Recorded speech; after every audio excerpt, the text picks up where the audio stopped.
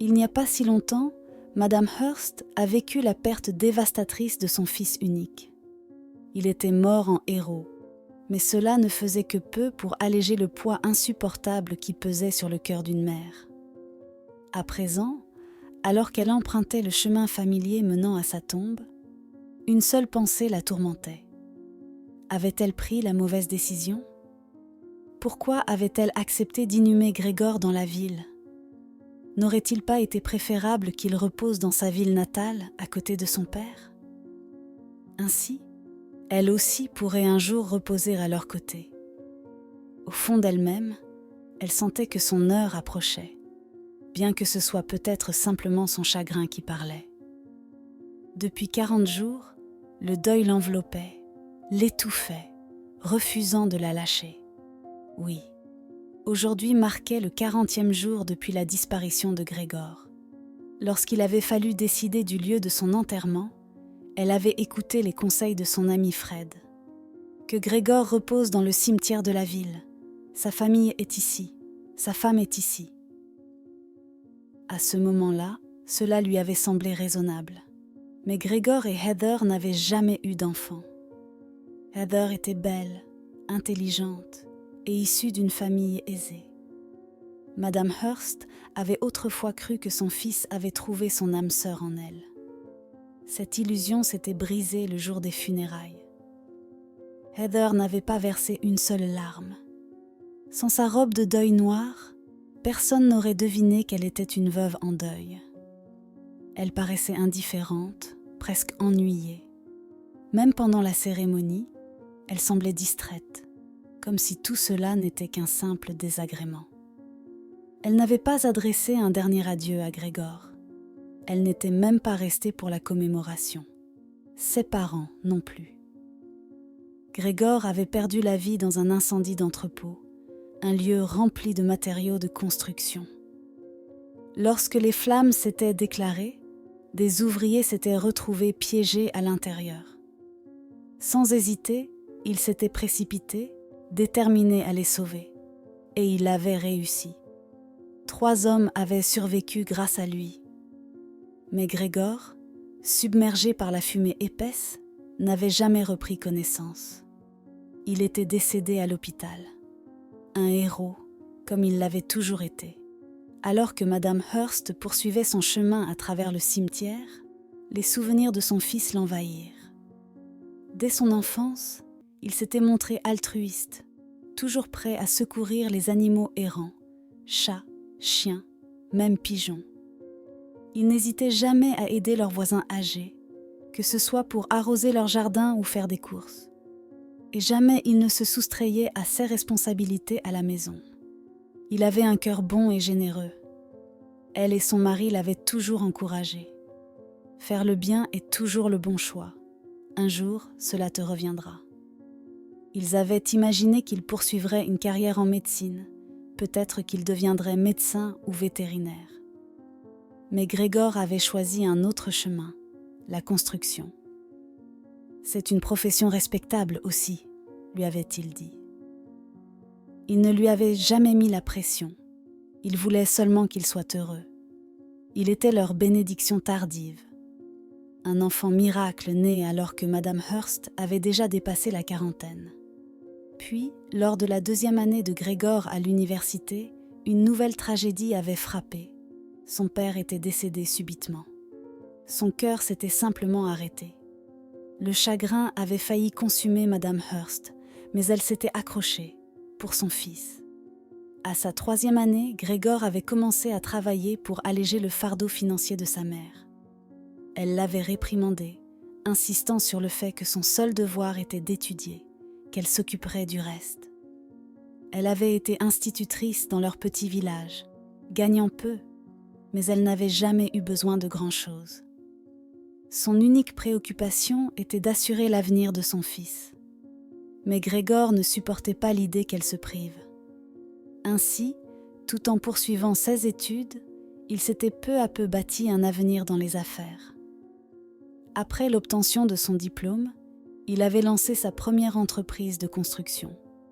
Il n'avait pas fallu longtemps avant qu'il puisse s'offrir une maison, une voiture et même rénové la maison de sa mère. À cette époque, elle avait déjà pris sa retraite. Puis, Gregor s'était marié. Au début, Madame Hearst n'avait pas apprécié sa belle-fille. Une fille gâtée de la ville, la fille d'un banquier local. Mais elle n'avait pas à vivre avec elle. L'essentiel était que Gregor soit heureux, et tout semblait aller bien. Heather ne communiquait pas beaucoup avec sa belle-mère et ne venait jamais au village. Ses parents approuvaient son choix, mais ils voyaient aussi le talent de Gregor pour les affaires et croyaient en son avenir prometteur. Plus important encore, il adorait leur fille, la gâtait et exauçait tous ses caprices.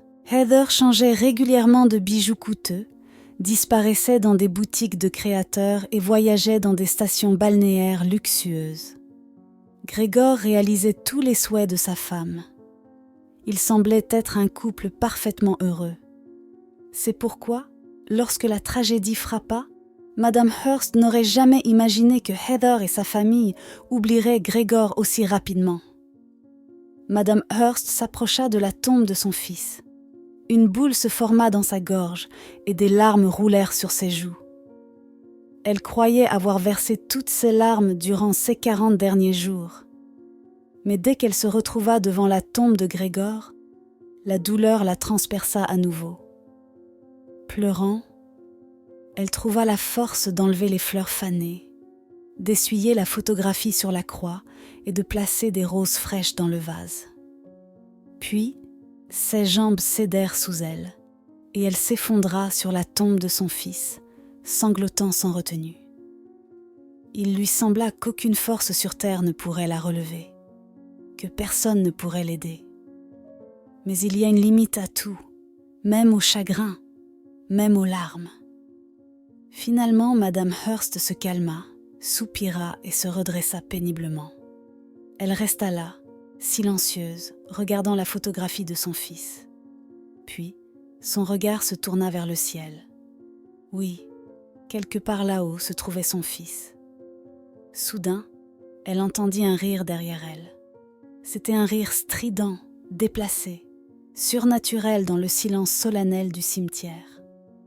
Madame Hearst frissonna et tourna la tête, croisant immédiatement le regard de Heather.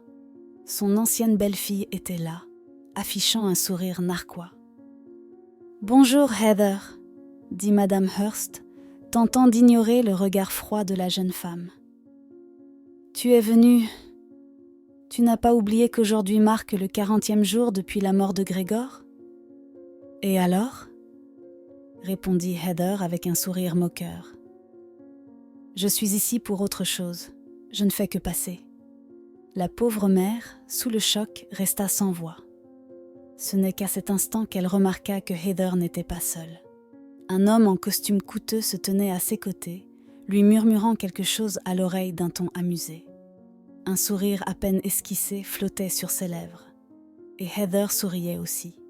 Cette scène affligeante, irréelle, se déroulait juste à côté de la tombe de Gregor, seulement 40 jours après son enterrement. « Chérie, allons-y », dit l'homme qui accompagnait Heather. « Je vais juste déposer quelques fleurs sur la tombe de ma grand-mère. C'est l'anniversaire de sa mort aujourd'hui. »« Oui, mon amour, » répondit Heather, et ensemble, ils passèrent en devant la tombe de Gregor. Madame Hearst resta figée, écœurée. Heather était déjà avec un autre homme. Et l'anniversaire de la défunte grand-mère de son amant comptait plus pour elle que la mémoire de son propre mari. « C'est sa mère ?» demanda le compagnon de Heather. « Oui, une femme de la campagne. Et son fils était pareil, » répondit-elle avec mépris, agitant la main d'un geste dédaigneux. « Et l'enfant ?» ajouta l'homme. « As-tu pris une décision ?»« Oui, tout est déjà réglé, » répondit Heather d'un ton indifférent. « Je n'ai pas besoin d'un enfant d'un raté. » Il parlait comme si Madame Hearst était invisible, comme si elle n'était qu'un élément du décor du cimetière. Mais lorsqu'elle entendit le mot « enfant », la vieille femme réagit immédiatement. Elle se précipita vers son ancienne belle-fille et lui attrapa la main. « Heather, es-tu enceinte ?» demanda-t-elle, la voix tremblante. « Ma chère, ne commets pas un péché. C'est mon petit-fils, la seule chose qui me reste de Grégor. » Mais le joli visage de Heather se tordit en une grimace de mépris. Elle arracha violemment sa main et cracha avec colère. « Quel enfant! Tu es folle, vieille femme!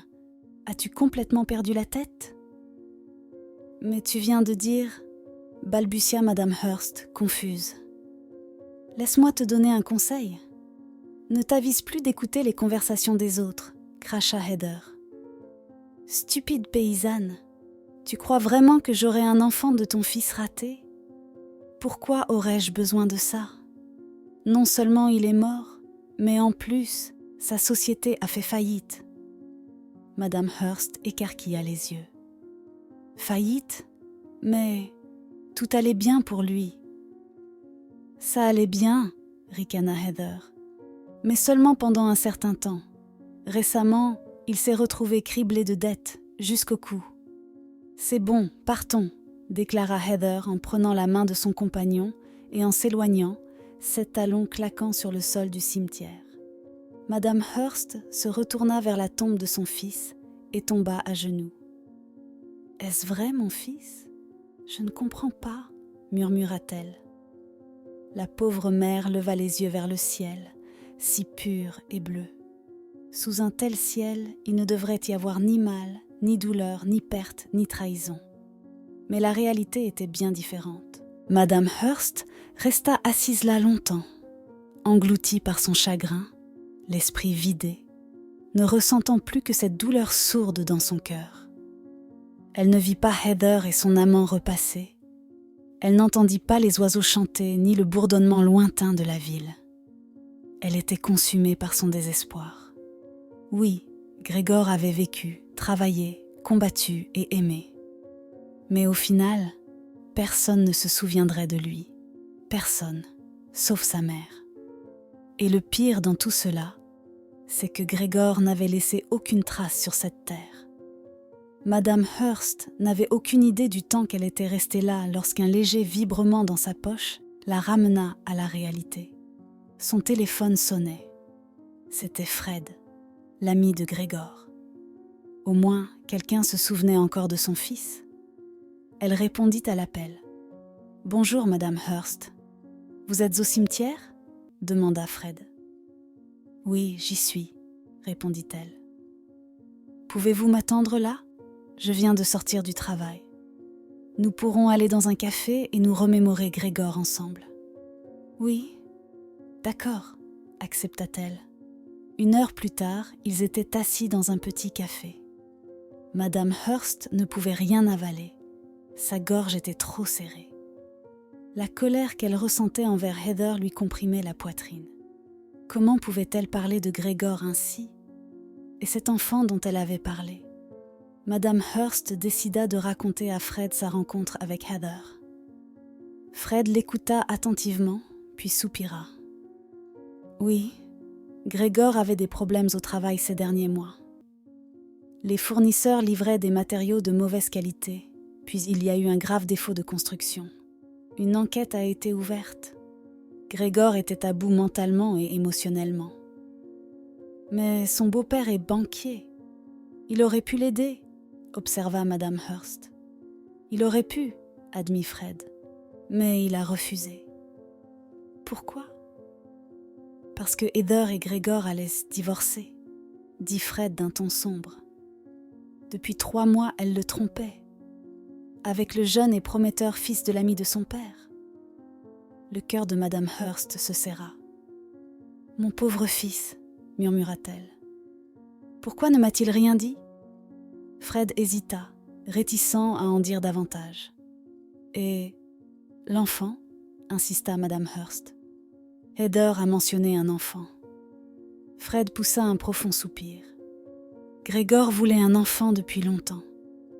Mais Heather était contre. Elle ne voulait pas abîmer sa silhouette. Puis, juste avant que leur mariage ne s'effondre, ils avaient fini par trouver un compromis. Puisque Heather ne voulait pas accoucher elle-même, ils avaient décidé d'avoir recours à une mère porteuse.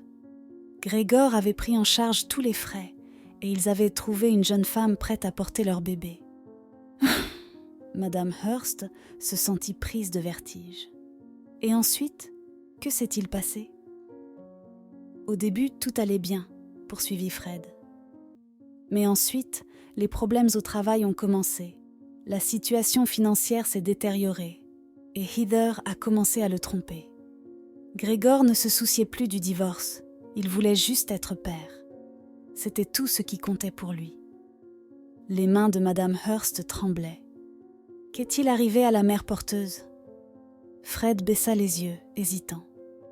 Je ne sais pas exactement. Mais Heather avait le droit légal de mettre fin à la grossesse si elle le souhaitait. Et honnêtement, je pensais qu'elle l'avait déjà fait. Madame Hurst haleta, la voix brisée. « Oh mon Dieu ! Fred, aide-moi à la retrouver. Peut-être qu'il n'est pas trop tard. » Fred hésita, puis hocha la tête. « Je vais faire de mon mieux. » Le lendemain, Fred utilisa tous ses contacts. Il alla même jusqu'à engager un détective.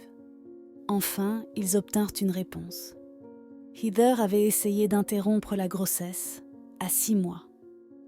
La clinique avait refusé, mais elle avait promis que l'enfant serait immédiatement placé en adoption après sa naissance. Mais avant que cela ne puisse arriver, la mère porteuse avait disparu. Elle avait quitté son appartement en location. Son téléphone avait été déconnecté. Elle était introuvable. Heather, frustrée, avait annulé le contrat. Retrouver cette femme semblait impossible. Mais Fred, se sentant coupable envers son ami décédé, persévéra. Et enfin, Madame Hurst reçut une adresse. La mère porteuse s'était installée dans la banlieue, chez une amie de l'orphelinat. Elle s'était enfuie à cause des exigences impensables de Heather. Heather ne s'était même pas donné la peine de la rechercher. Elle avait supposé que l'annulation du contrat la libérait de toute responsabilité, y compris de l'inconvénient d'un enfant non désiré. Et maintenant, debout devant une petite maison soignée, Madame Hurst hésitait à frapper. Mais finalement, elle poussa le loquet du portail et entra dans la cour. Une fillette d'environ 5 ans était assise près d'un parterre de fleurs, traçant des dessins dans la terre avec un bâton. « Bonjour », dit la petite fille avec curiosité. « Qui cherchez-vous » Madame Hurst avala sa salive. « Je pense que je cherche ta maman. » La fillette hocha la tête avec sérieux. « Un instant » dit-elle avant de courir vers la maison. Bientôt, une femme grande et mince apparut sur le perron. Il n'y avait aucun signe de grossesse et le cœur de Madame Hurst se serra. Jennifer avait-elle finalement abandonné l'enfant ? « Êtes-vous Jennifer ?» demanda Madame Hurst d'une voix tremblante. La femme la regarda avec méfiance. « Pourquoi voulez-vous savoir ?» Madame Hurst expliqua rapidement qui elle était. La femme l'écouta, puis soupira. « Jennifer n'est pas là pour le moment. Elle est allée au marché. » La réponse surprit Madame Hurst. « Au marché ? À son 9e mois de grossesse ? » « Je ne peux pas vous inviter à entrer, » dit la femme d'un ton sec. « La maison est en désordre, mais vous pouvez l'attendre sur le banc. » Madame Hurst hocha la tête et s'assit à l'extérieur. Plusieurs fois, elle vit la petite fille courir jusqu'à la clôture, jeter un coup d'œil vers elle, puis s'enfuir à l'intérieur, probablement pour rapporter à l'amie de Jennifer que la visiteuse était toujours là. Puis, au bout de la rue, Madame Hurst la vit enfin. Une femme enceinte avançait péniblement, équilibrant un paquet lourd dans une main tout en tenant fermement la main d'une autre fillette, qui avait à peu près le même âge que celle qu'elle avait vue plus tôt. Dès que Jennifer s'approcha de la maison, Madame Hurst se précipita vers elle. « Êtes-vous Jennifer ?» « Oui », répondit la femme avec précaution en posant son lourd paquet. « Qui êtes-vous ? Que voulez-vous ? » « Mon nom est Madame Hurst. Je suis la mère de Gregor. » L'expression de Jennifer s'assombrit et ses épaules se raidirent. « Pourquoi êtes-vous ici ? J'ai déjà dit que je ne me débarrasserai pas de l'enfant. Et de toute façon, il est trop tard. Je ne le donnerai pas en adoption. » Le cœur de Madame Hurst se serra. « Ma chère, que dites-vous ? Vous êtes si courageuse. » « C'est bien que vous n'ayez pas écouté Heather, » dit-elle, la voix tremblante. « Je ne savais rien. Je viens à peine de réussir à vous retrouver. » Les yeux de Jennifer se plissèrent. « Pourquoi ? » « Pour vous dire que vous pouvez compter sur moi entièrement, » répondit Madame Hurst. « Je vais vous aider, et si vous ne souhaitez pas élever cet enfant, je le prendrai. » Jennifer chuchota presque, d'une voix à peine audible. « Je ne le donnerai à personne. Il est à moi. » Dès qu'elle prononça ces mots, ses yeux s'emplirent de larmes. Madame Hurst la prit dans ses bras pour la réconforter, et elle se mit à pleurer, elle aussi. Après un instant, une pensée lui traversa l'esprit. « Pourquoi restons-nous là à pleurer ? Entrons. » Jennifer hésita. « Je ne pense pas que mon amie aimerait ça. » Madame Hurst fronça les sourcils. « Puis-je vous faire confiance ? » demanda Jennifer. « Totalement, » assura Madame Hurst. Jennifer soupira. « Alors éloignons-nous un peu. » Elle laissa son paquet près du portail et se dirigea vers un banc de l'autre côté de la route, sa fille la suivant docilement. Madame Hurst la suivit également. Depuis la maison, l'amie de Jennifer jeta un regard soupçonneux, attrapa les provisions et referma la porte. « Pourquoi portez-vous des choses aussi lourdes ?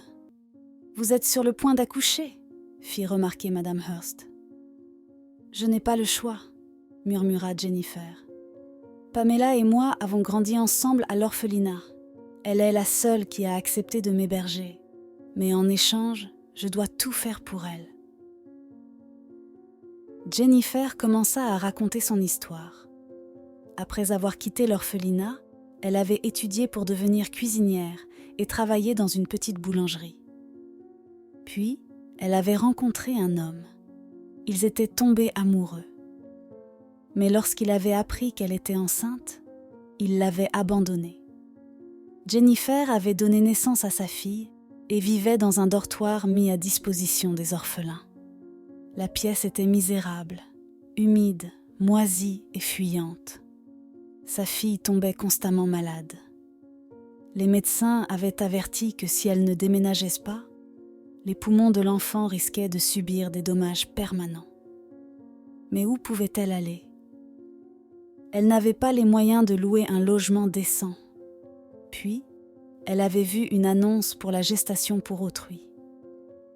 Cela lui avait semblé être sa seule chance d'échapper à la pauvreté. La clinique avait rédigé un contrat et rapidement, des clients avaient été trouvés, Heather et Gregor. Pendant sa grossesse, Gregor lui avait loué un appartement pour elle et sa fille.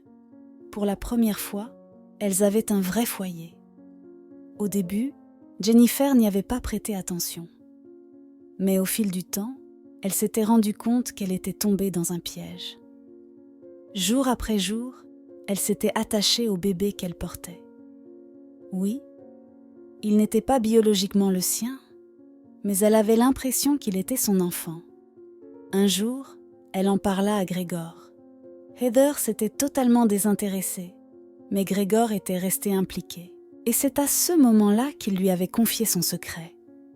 Il était en train de divorcer de Heather. Mais il lui avait fait une promesse. « Je ne vous séparerai pas de l'enfant », lui avait-il dit. Jennifer n'avait jamais été aussi heureuse. Puis, Gregor était mort. Et soudain, Heather s'était souvenue de Jennifer. Heather avait refusé de payer un centime de plus pour un enfant qu'elle ne voulait plus. Elle avait trompé Jennifer pour l'emmener à la clinique. Et là, Jennifer avait surpris une conversation entre Heather et le médecin.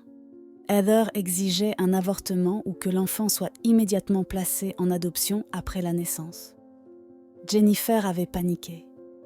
Elle ne pouvait pas laisser cela arriver. Alors, elle avait pris la fuite.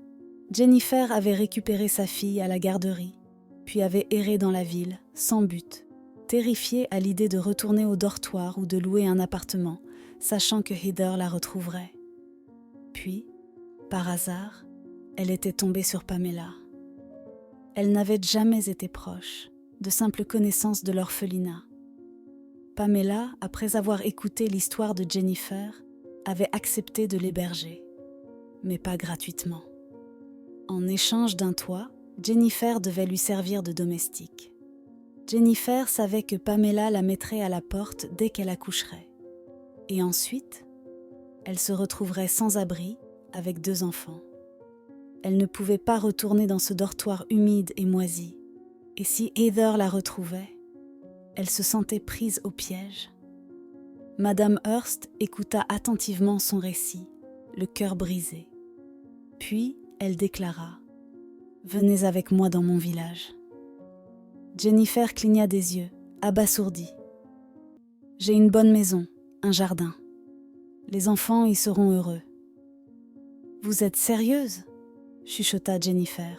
« Je ne suis personne pour vous, et ma fille non plus. »« Comment pouvez-vous dire cela ?» sourit Madame Hurst. « Vous êtes la mère de mon petit-fils. » Jennifer hésita. « Vous allez avoir un petit-fils, » admit-elle doucement. « Alors voilà !» s'exclama Madame Hurst avec un sourire radieux. « Mon petit-fils, cela signifie que vous faites partie de la famille, et Lisa sera ma petite-fille. » Ce même jour, Jennifer, Lisa et Madame Hurst partirent pour le village. Peu après, Madame Hurst assista à la naissance de son petit-fils à l'hôpital régional. À présent, la vieille femme avait une raison de vivre, et elle était prête à attendre encore au moins 20 ans avant de rejoindre son fils dans l'au-delà.